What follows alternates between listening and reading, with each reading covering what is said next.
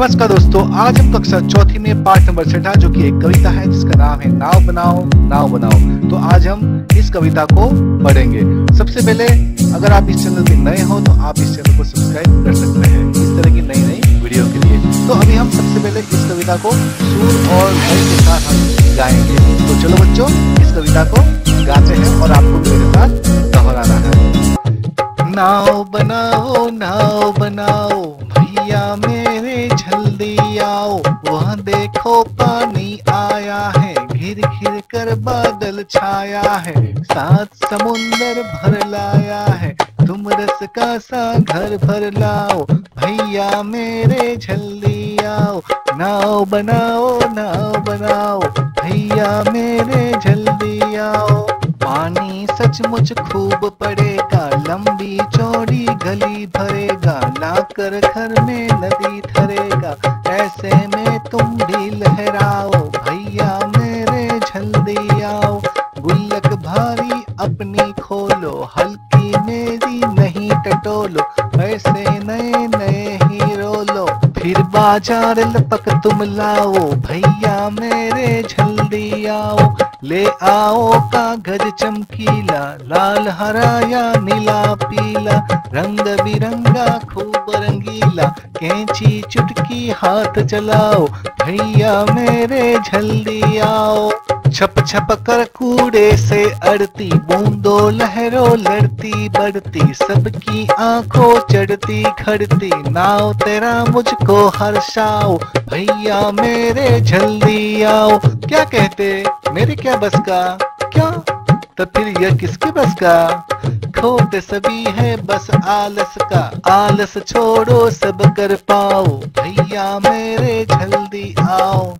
इस कविता के कवि है हरि कृष्णदास गुप्त, जिसे आपको याद रखना है बच्चों। हाँ तो बच्चों, अभी हम इस कविता को अच्छी तरह से समझेंगे। तो हमारी कविता है नाव बनाओ, मतलब आप भी बारिश के मौसम में नाव तो बनाते होंगे बच्चों, आपको भी नाव बनाना बहुत ही अच्छा लगता होगा। तो अभी एक बहन है, वो अपने भैया को कहती है कि भैया मेरे नाव बनाओ और जल्दी घर पे आओ और मेरे लिए नाव बनाओ। तो चलो अभी हम इस कविता को आगे बढ़ाते हैं। नाव बनाओ भैया मेरे जल्दी आओ, मतलब नाव बनाओ भैया मेरे, आप बहुत जल्दी आ जाओ।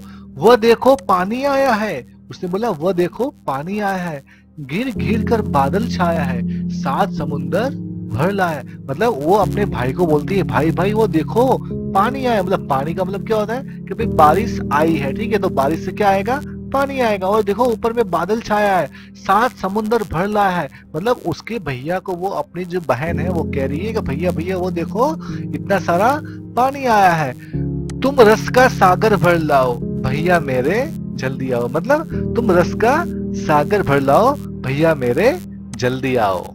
पानी सचमुच खूब पड़ेगा, लंबी चौड़ी गली भरेगा, लाकर घर में नदी धरेगा। मतलब क्या बोल रही है वो लड़की, पानी सचमुच खूब पड़ेगा, मतलब बारिश बहुत होगी तो पानी ज्यादा पड़ेगा, लंबी चौड़ी गली भरेगा और गली में पूरा पानी भर जाएगा। तो आपने भी बच्चों देखा होगा कि अभी बारिश का मौसम है तो आपका जो पूरा गली मोहल्ला है उसमें भी पानी भर जाता और सड़क भी पानी से भर जाती है। लाकर घर में नदी धरेगा, मतलब घर के अंदर भी नदी जैसा हो जाएगा। ऐसे में तुम भी लहराओ, भैया मेरे जल्दी आओ। मतलब ऐसे समय में भैया आप भी लहराओ, खूब खेलो, भैया मेरे जल्दी आओ। गुल्लक भारी अपनी खोलो। अब छोटी बहन क्या बोलती है, गुल्लक भारी अपनी खोलो। गुल्लक मतलब जिसमें आप लोग पैसा रखते हैं, ठीक है, उसको बोलते हैं गुल्लक। जो हमको जो भी हमारे घर में मेहमान आते हैं और हमको जो पैसे देते हैं तो हम लोग क्या करते हैं, गुल्लक होता है, मतलब एक तरह का पैसे का डिब्बा होता है जिसमें हम लोग पैसा डालते हैं। फिर जब वो पूरा भर जाता है उसके बाद हम उसको खोलते हैं। तो बोलती है गुल्लक भारी अपनी खोलो, हल्की मेरी नहीं टटोलो। मतलब उसने बोला भाई मेरी जो गुल्लक है वो तो बहुत हल्की है, उसमें तो बिल्कुल पैसा नहीं है, आपकी गुल्लक है वो भारी है, उसको खोलो, पैसे नए नए ही रोलो। और मतलब सारे पैसों को लुढ़काना। देखो यहाँ पे लिखा हुआ है रोलो मतलब लुढ़काओ, ठीक है, पैसे नए नए ही रोलो, मतलब आपको पैसे को बाहर निकालना है। फिर बाजार लपक तुम लाओ, भैया मेरे जल्दी आओ। देखो क्या बोल रही है वो लड़की, फिर बाजार लपक तुम लाओ, भैया मेरे मतलब तुम बाजार में जल्दी जाओ और भैया मेरे जल्दी आओ।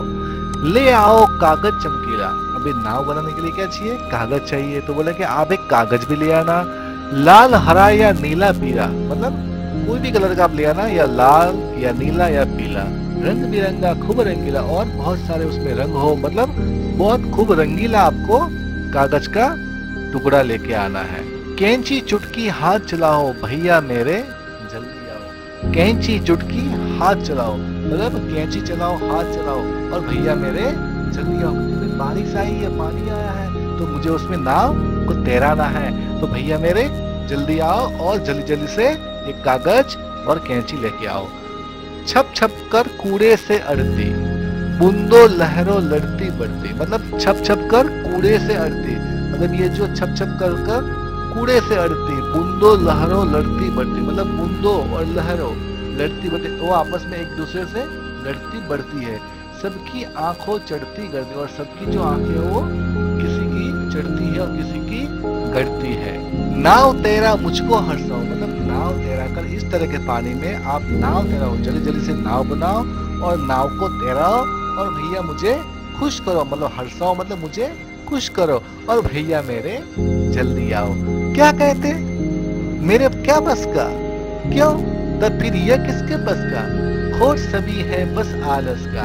तो आप बोलते हो कि मेरे बस का थोड़ा है, क्यों भाई ऐसा क्यों कर रहे हो, खोट सभी है बस आलस का, मतलब आप में आलस है, आप में आलस है, इसलिए आप बाजार से कागज लाना भी नहीं चाहते हैं, कैंची भी लाना नहीं चाहते, और आप नाव बनाकर मुझे हर्षाना मतलब खुश करना भी नहीं चाहते।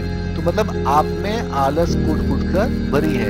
अब क्या लिखा है यहाँ पर, आलस छोड़ो सब कर पाओ, भैया मेरे जल्दी आओ। मतलब यहाँ पर एक छोटी सी बहन है, वो अपने भाई को बोलती है, भैया भैया आप आलस छोड़ो, देखो कितना पानी आया है, बादल कितने छाए हुए हैं और बारिश कितने आ रही है, पानी आ रहा है, तो भैया आप बाजार में जाओ और मेरी गुल्लक मत खोलो, मेरी गुल्लक हल्की है, मतलब उसमें पैसे कम है और आपकी गुल्लक में पैसे ज्यादा है, तो आपकी गुल्लक से पैसे लेकर आप बाजार से अच्छे अच्छे कागज लाओ, रंगीले कागज लाओ, ठीक है, रंगीन कागज लाओ, कैंची लाओ और नाव बनाकर तैरा कर मुझे खुश करो। लेकिन भैया आप तो बोलते कि मेरे बस का नहीं है, ऐसा आपको नहीं बोलना है, और आलस छोड़ो और जल्दी से जाओ। तो बच्चों आपने इस कविता में देखा कि एक छोटी बच्ची अपने भाई को कह रही है कि भैया आप बाजार जाकर चमकीला कागज और कैंची लाकर एक नाव बनाओ और उसको पानी में तैराकर मुझे खुश करो, लेकिन उसका भाई बोलता है कि भाई मेरे बस का नहीं है। तो मतलब इस कविता का सारांश यह है कि हमें किसी भी काम में आलस नहीं करनी चाहिए, अगर हम आलस करेंगे तो हमारा काम पूरा नहीं होगा। तो बच्चों इस कविता से हमें यही सीख मिलती है कि आलस हमें नहीं करना है, आलस बुरी बला है। और इस कविता के कवि है हरिकृष्ण दास गुप्त। हाँ तो बच्चों अभी हम इस कविता का स्वाध्याय को सॉल्व करेंगे। तो सबसे पहले है कविता से, क्या कहते मेरे क्या बस का, क भैया ने क्या बहाना किया, क्यों, तो भैया ने क्या बहाना किया था। तो यहाँ पर इसका उत्तर है भैया ने बहाना बनाया कि नाव बनाना मेरे बस का काम नहीं है। इसका कारण यह था कि भैया को बाजार से कागज लाकर नाव बनाने में आलस आ रहा था, ठीक है। तो भैया ने बहाना क्यों बनाया, क्योंकि उनको बाजार जाने का आलस आ रहा था, इसलिए उन्होंने इस तरह का बहाना बनाया कि भाई मैं नहीं जा सकता, ठीक है। बूंदो लहरों लड़ती बढ़ती, ख कौन बूंदों और लहरों से लड़ते हुए आगे बढ़ रही है। अभी आपने कविता में देखा, इसका उत्तर है कागज की नाव बूंदों और लहरों से लड़ते हुए आगे। गुल्लक भारी अपनी खोलो, ग किसकी गुल्लक भारी है, किसकी गुल्लक हल्की है। अभी आपने कविता में सुना था भैया की गुल्लक भारी है तथा बच्चे की गुल्लक हल्की है। अब नाव की कहानी, एक बार फिर से कविता पढ़ो। इस कविता में एक नाव के बनने और पानी में सफर करने की कहानी छिपी है। मान लो तुम ही वह नाव हो। अब अपनी कहानी सबको सुनाओ। शुरुआत हम कर देते हैं। मैं एक नाव हूँ, मैं कागज से बनी हूँ, मुझे एक लड़के ने बनाया, उसका नाम तो मुझे नहीं पता, पर आपको खुद से इस कहानी को आगे बढ़ाना है। वह मेरे बनने पर बहुत ही खुश हो गया। रिमझिम बारिश हो रही थी, चारों ओर पानी भर चुका था। उसने मुझे पानी में छोड़ दिया। मैं पानी की लहरों के सहारे आगे बढ़ रही थी। तभी बहुत तेज बारिश होने लगी। मैं पूरी तरह भीग गई और बिजली के एक खंभे के पास जाकर रुक गई। अब आगे, आहा बारिश। तुमने बरसात पर पहले भी कभी कोई कविता या लोकगीत सुना होगा। उसे नीचे दी गई जगह में आपको लिखना है। तो इसका उत्तर है वर्षा आई रिमझिम वर्षा आई, घने काले बादल आए, उमड़ कर नभ पर छाए, मोर नाचने लगे मस्त हो, मेंढक ने भी गीत सुनाए, नभ बिजली लगी चमकने, सौंधी धरती लगी महकने, रंग बिरंगी नाव चल पड़ी चंचल सी लहरों पर बहने, धरती पर भी हरियाली छाई, रिमझिम वर्षा आई। तो बच्चों, ये कविता आपको कैसी लगी? इसको हमने जब बचपन में छोटे थे तो हमने इसको सुना था।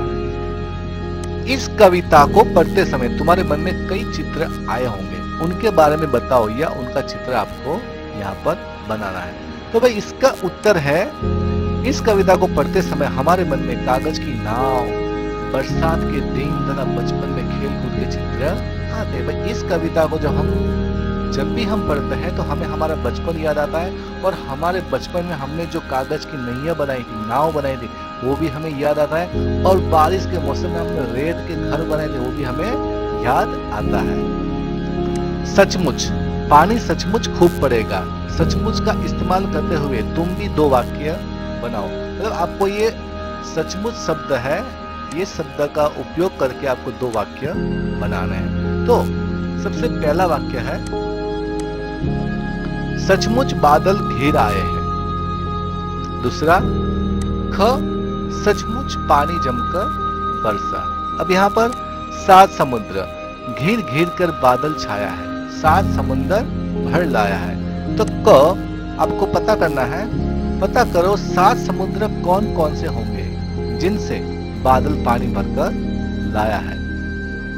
तो आपको 7 समुद्र के नाम याद होने चाहिए। तो सबसे पहला है हिंद महासागर, दूसरा है प्रशांत महासागर, तीसरा है अटलांटिक महासागर, चौथा है उत्तरी ध्रुव महासागर, पांचवा है दक्षिणी ध्रुव महासागर, छठा है अरब सागर और सातवां है बंगाल की खाड़ी।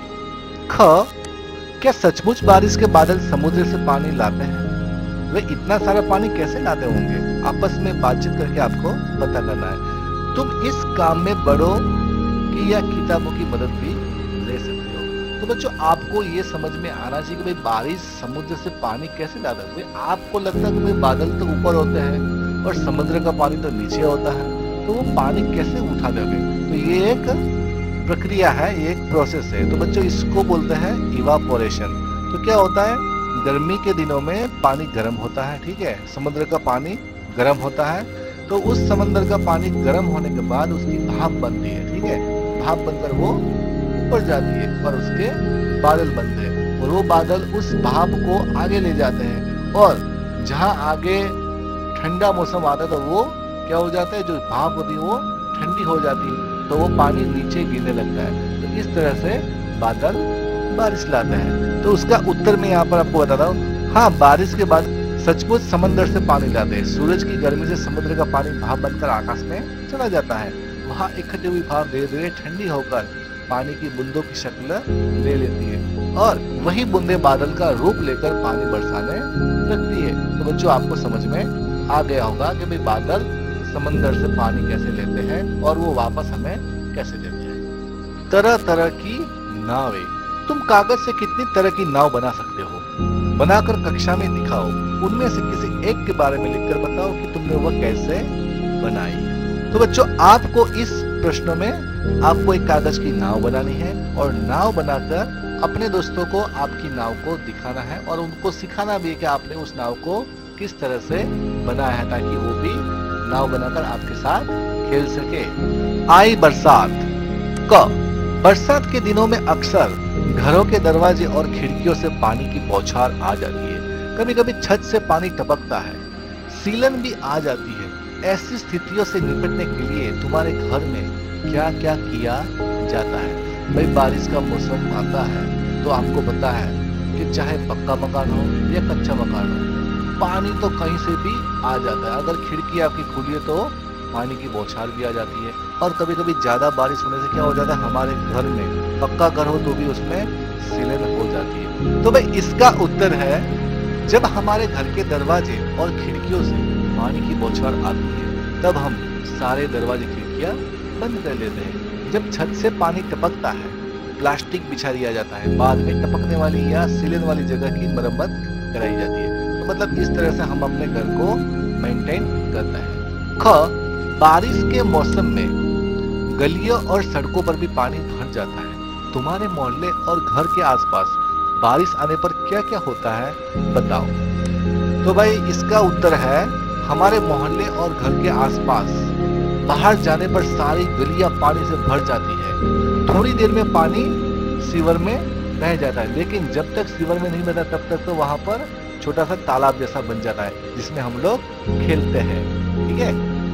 काम वाले शब्द। क, पिछले साल रिमझिम में तुमने पढ़ा था कि बनाना काम वाला शब्द होता है। काम वाले शब्दों को क्रिया कहते हैं। इस कविता में ढेर सारी क्रियाएं या काम वाले शब्द आए हैं, उन्हें छांटो और नीचे आपको लिखना है। तो मैं यहाँ पर इन सारे क्रियापद मतलब जितने भी काम वाले शब्द है मैं यहाँ पर आपको बोल के सुनाऊंगा, तो आपको आपकी कॉपी में इसको लिख देना है। तो यहाँ पर पहला है आना, गिरना, छाना, लाना, पढ़ना, भरना, भरना, लहराना, खोलना, टटोलना, चलाना, अड़ना, लड़ना, बढ़ना, गढ़ना और हर्षाना। तो ये सारे जो शब्द है वो काम वाले शब्द है, मतलब इसमें कोई ना कोई काम होता हुआ दिखाई देता है। इसको अंग्रेजी में एक्शन वर्ड भी बोला जाता है। अब यहाँ पर ख, तुमने जो क्रियाएं छांटी है वर्णमाला के हिसाब से उनके आगे 1 2 3 मतलब 1 2 3 आदि लिखकर उन्हें क्रम में आपको लगाना है। मतलब अभी आपको क्या करना है, अभी जो हमने यहाँ पर जो शब्द बोले हैं, ठीक है, तो उसको आपको वर्णमाला मतलब क ख ग के हिसाब से आपको इसको वर्णमाला के क्रम से आपको इसको लगाना है। तो पहला है अड़ना, आना, खोलना, गढ़ना, गिरना, चलाना, छाना, टटोलना, धरना, पढ़ना, बढ़ना, भरना, लड़ना, लहराना और सबसे लास्ट में आएगा लाना। तो बच्चों मैं आशा करता हूँ कि आपको इस कविता में बहुत ही मजा आया होगा और आपकी बचपन की याद ताजा हो गई होगी। तो बच्चों आपको अगर ये वीडियो अच्छा लगा है तो प्लीज इस वीडियो को लाइक कीजिए, शेयर कीजिए और कमेंट कीजिए। अगर आपको ये वीडियो पसंद आया तो इस चैनल को सब्सक्राइब कीजिए और बेल आइकन को भी दबाइए ताकि आपको अगले वीडियो की नोटिफिकेशन मिल जाए। तब तक के लिए जय हिंद, जय भारत।